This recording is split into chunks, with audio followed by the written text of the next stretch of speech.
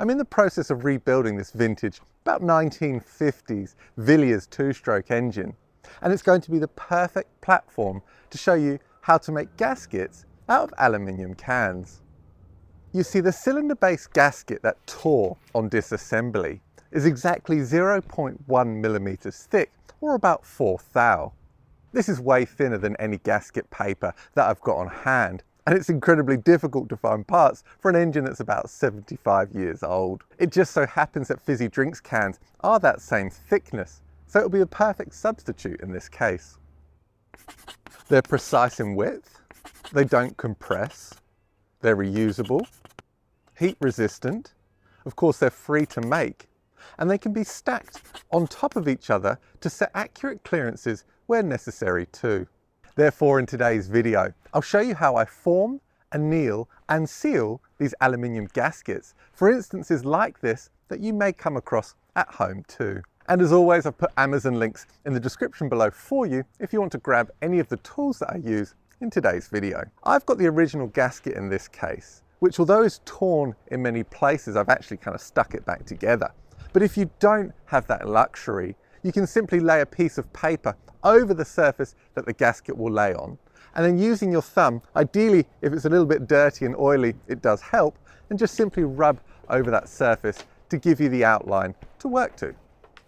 Now be careful not to kink the surfaces of the can as you're cutting it out, because any kinks here may lead to air leaks later down the line.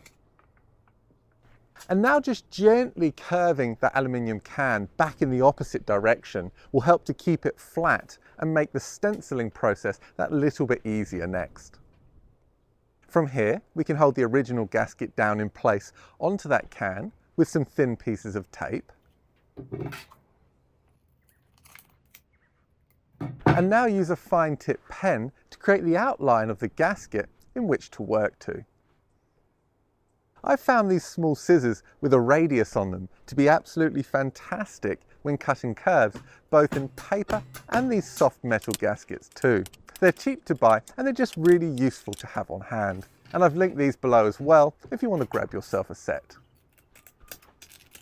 During the manufacturing process, these aluminium cans undergo work hardening. Therefore, it's really important before we use them that we actually anneal that metal. By doing so, the metal becomes soft, pliable, but most importantly, it will conform to minor imperfections on those mating surfaces. And I've found the best way is to gently heat that gasket until the inside shiny surface turns a golden color. This is actually the polymer coating on the inside of the aluminium can that's burning off, but I found it to be an excellent indicator as to when that aluminium can has annealed. And I recommend that you practice on a few strips of aluminium can before going in to anneal your gasket, but just make sure that you cut them to the same width of that gasket too.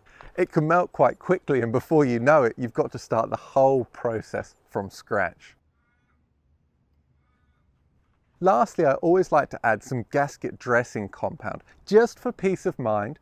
It will help improve its sealing capabilities, and also it can hold gaskets in place while you bring parts together. And if you like making your own parts and tools at home, I've got the perfect next video for you up here.